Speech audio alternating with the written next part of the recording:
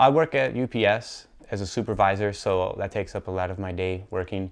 Normally, on a typical weekday, I'll wake up in the morning, I'll go train, either doing my jiu-jitsu or boxing, and then I'll come home, eat, go back to the gym, do my running, weightlifting, cardio stuff, stretch out, go straight to work till around 11:30, 12 o'clock at night, come home, eat something real quick, go for a 3.5-mile run, go to bed, and do the same thing again in the morning.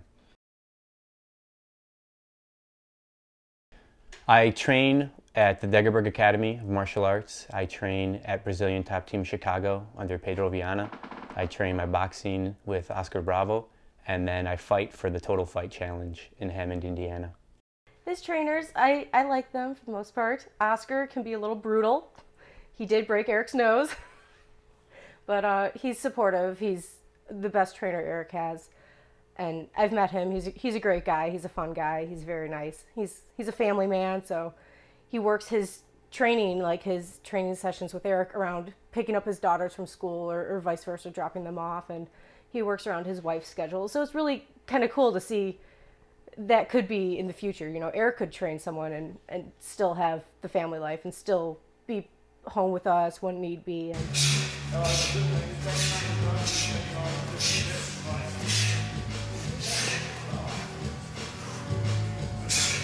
I'll get a group of sparring partners together, we'll go in the gym, and basically their job is to put me through hell, to beat me up, to knock me out, to submit me, to throw me on the floor. Their job is to beat me up and get me ready for the fight. So the training is much harder than the actual fight.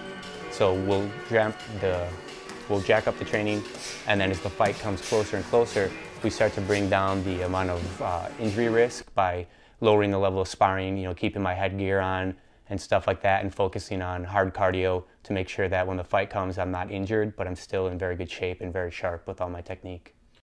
Once you go out there and the cage closes, it's a different environment completely. Everything shuts off. It's a switch. You flip it, and I'm no longer the same person. During the fight, I'm, not their friend.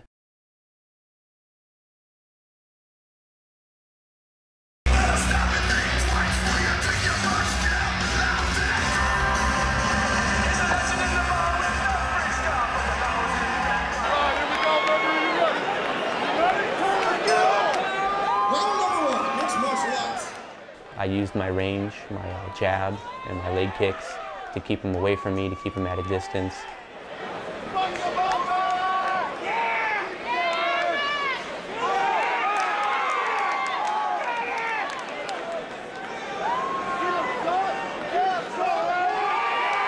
After a few shots, he wanted to take the fight to the floor, knowing that I had the advantage on my feet.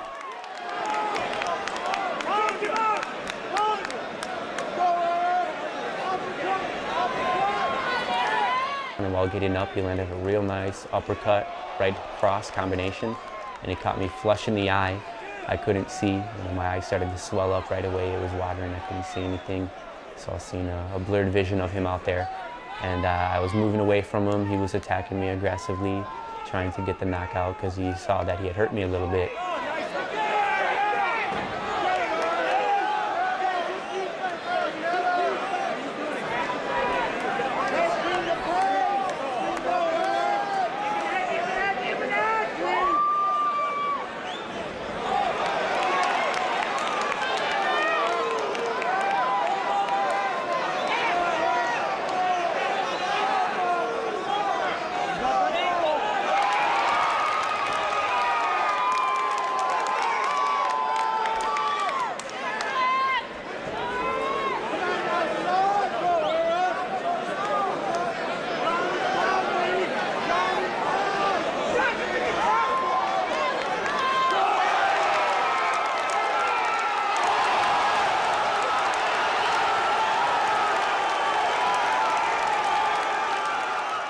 After it ended and the moment was over, and the crowd is cheering, you've gone through a war, you've gone through something incredible. You've pushed your body and your mind further than you thought you could. It's a rather incredible experience, and I don't know how anyone couldn't want to have that feeling over and over again.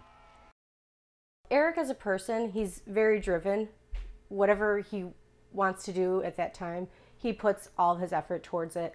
I mean, just throughout the times I've known him, with him pursuing music and being a bassist, or even he did vocals with his band, he pursued that very heavily, and he enjoyed it the whole time. And as he grew up a little, moved on, he found different things that he enjoyed more, and now more recently, of course, MMA, and he's been focusing on that. But I just think overall, everything's helped him grow as a person and become who he really is today. It's a job, and if you don't take it seriously, you're gonna get hurt. So my goal is I want the title. I want to be the lightweight title holder. I want to defend my title. I want to turn pro, get pro titles, and go as high as I can. If I can take it all the way to where I'm headlining pay-per-view events and I have no other job but this, fantastic. If I can take it, you know, not much further than this, I'm still gonna dedicate myself to it because I love it too much.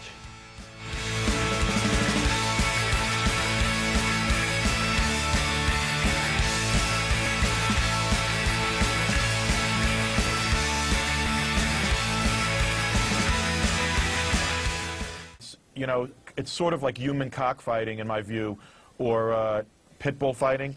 Guys are elbowing each other to the heads. Guys are kneeing each other.